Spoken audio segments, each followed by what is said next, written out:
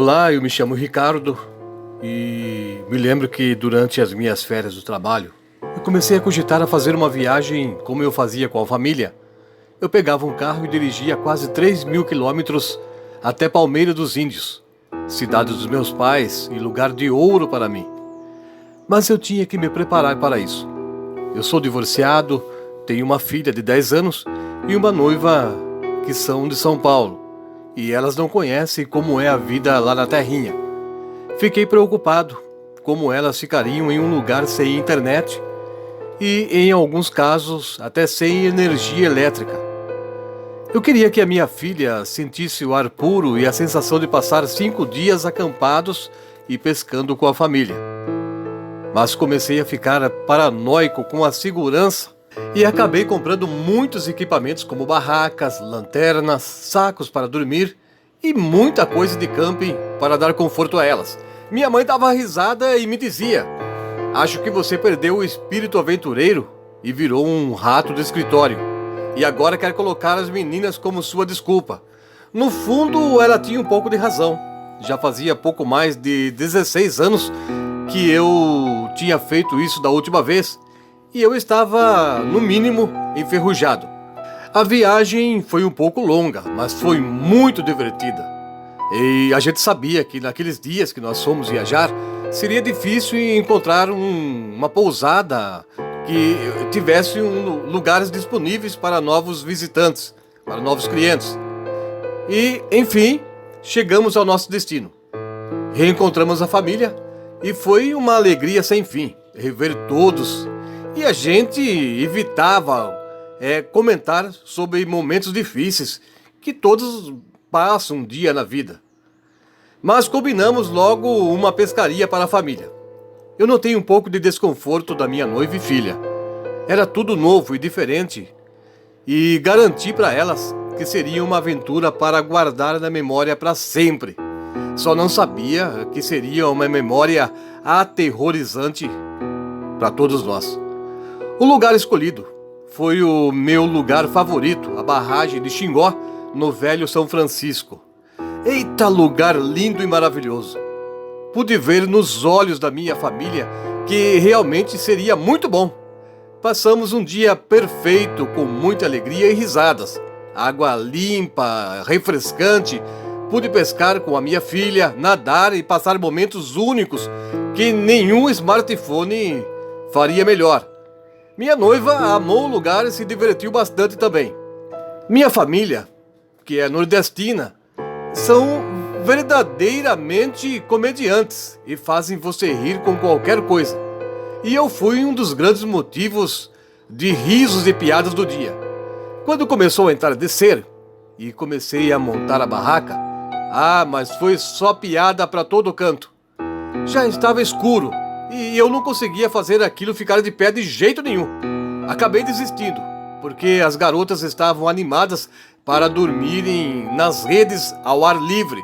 Então acendemos a fogueira para conversar e, como de costume, entre risadas e muita conversa com a família, as histórias do famoso tio João, o nordestino caçador, que já foi contado uma história aqui no canal Contos do Além. E quem começou a contar as histórias foi o seu filho mais velho. Aí então elas repensaram em dormir nas redes. E depois de muitas histórias de terror, o carro foi o destino delas. E assim, com muita alegria, passou os dias seguintes até o terceiro dia, quando a lua cheia estava alta e bonita no céu, e meus primos mais experientes em pescaria disseram: "Hoje é dia de corvina, bora pescar!" Eu já respondi um bora na hora, mas não fazia ideia de como pescava a corvina. E então meu primo explicou que em dias de lua forte, luas brilhantes, como estavam naquela noite, as corvinas faziam uma espécie de lençol na água. Elas ficam em cardumes numa certa profundidade e fica muito fácil pegá-las. Mas o peixe é muito arisco e qualquer barulho, eles fogem e acaba a pescaria. Aí então decidimos pegar um barco e entrar no rio para pescar. No acampamento, as mulheres ficaram com 3 homens cuidando delas e das coisas que estavam lá. Eu então entrei no barco E mais uma vez fui motivo de risadas e gozação de novo. Tudo porque eu estava de colete salva-vidas. Levei lanterna, faca, uma maleta de pesca enorme e molinetes. E entre aquelas risadas, me apelidaram de MacGyver do Nordeste. Eles foram logo falando que não precisava daquela coisa arada toda. A gente ia pescar do jeito antigo, de linhada na mão. Então, meio que contra gosto, eu deixei minha maleta de molinetes no acampamento. Só peguei a linha e um anzol.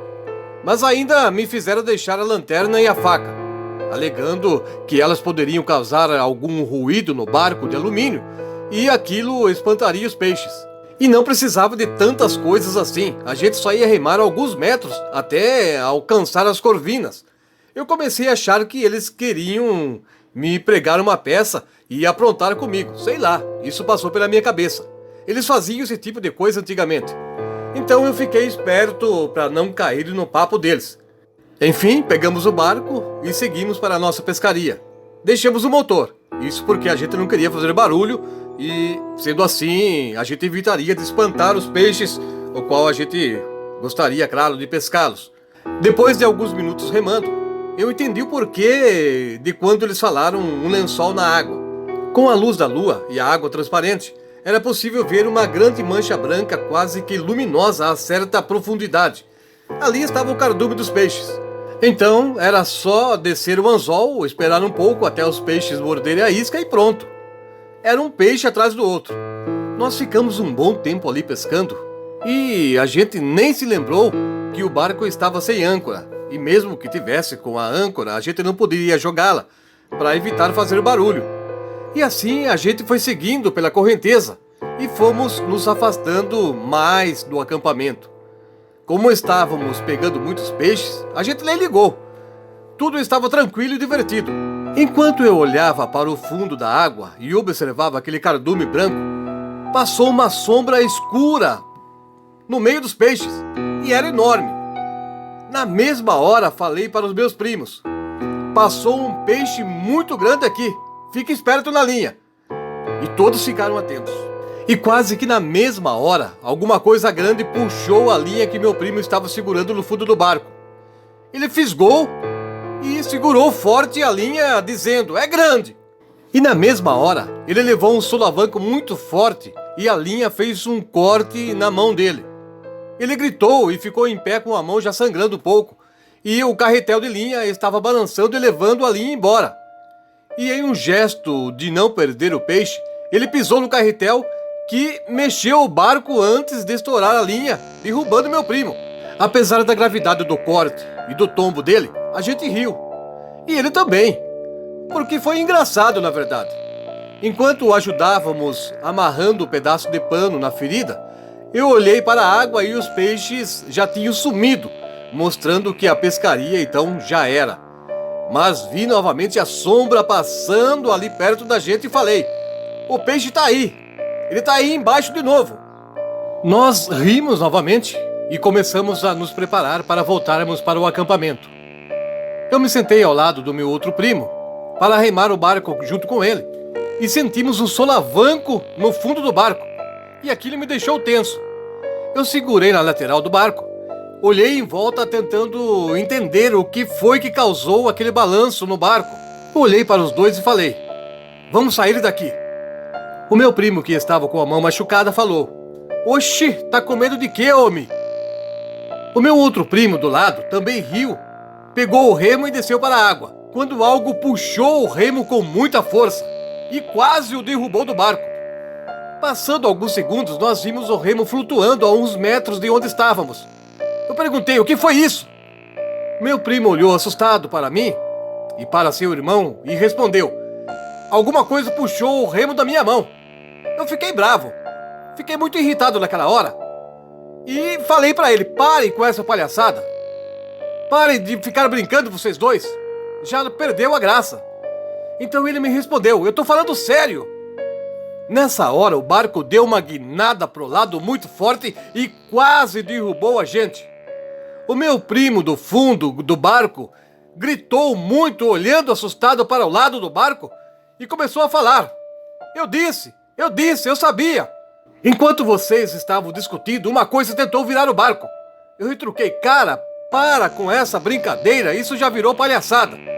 E ele continuou com cara de assustado, dizendo: não pode ser. E eu perguntei: não pode ser o quê?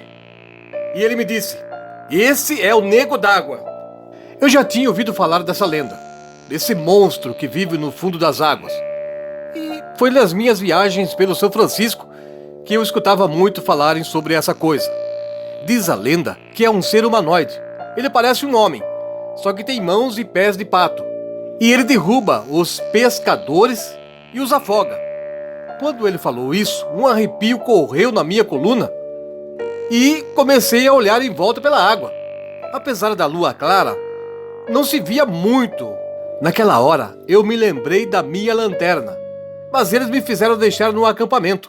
Eu peguei o outro remo para sair dali, o mais rápido possível. E o meu primo logo gritou: não! Espera! Ele vai puxar esse também! Fiquei em pé com o remo na mão, pensando em bater no que viesse, e ouvi novamente outro grito.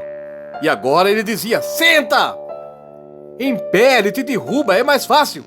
Sentei e começou a bater no desespero. Eu perguntei: o que vamos fazer? E nada, ninguém respondeu. Silêncio total. Meu desespero então só aumentava. E comecei a segurar o colete que eu usava. Eu não disse antes, mas eu não sei nadar. Isso me deixava apavorado. Fiquei pensando: já pensou se o barco virasse ali no meio do rio? Nós então ficamos quietos e começamos a olhar em volta. Quando que a certa distância vimos algo como se fosse uma cabeça para fora da água e estava olhando para nós. Estava longe, mas é certeza que era uma cabeça.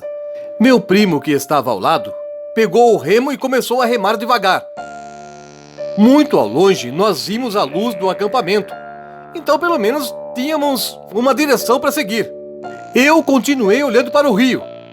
E aquela cabeça continuava lá, mantendo distância. E estava, claro, vigiando a gente. O acampamento foi se aproximando. Ou nós fomos nos aproximando do acampamento. E o meu primo remando mais forte até chegar próximo, quando a cabeça afundou na água. Eu fiquei desesperado pensando: ele vai tentar atacar de novo.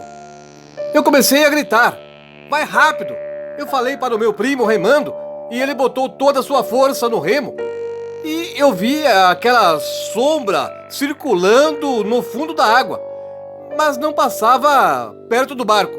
Quando a ponta do barco tocou a terra, pulamos e fomos atropelando um ao outro. Nós caímos e até nos machucamos. O pessoal do acampamento ficou olhando assustado, sem saber o que estava acontecendo. O meu primo, que estava com a mão machucada, pegou um facão e voltou correndo para a beira do rio, gritando: vem agora, filho da peste! Como se aquele monstro entendesse o que ele estava falando e viesse ao encontro dele. A turma lá do acampamento começou a ficar assustada. E nós, ainda trêmulos da situação, contamos o que aconteceu. A princípio, alguns riram, mas minutos depois, viram que era algo sério. Nem precisava dizer que acabou o passeio. Ninguém mais queria chegar perto do rio, principalmente minha família, que ficou em pânico, querendo ir embora no meio da noite. Acalmamos todos para manter as aparências, porque eu era o primeiro a querer sair dali. Na manhã seguinte, seguimos viagem de volta para Palmeira dos Índios, com uma nova história na bagagem. E ela com certeza não vai sair da nossa cabeça.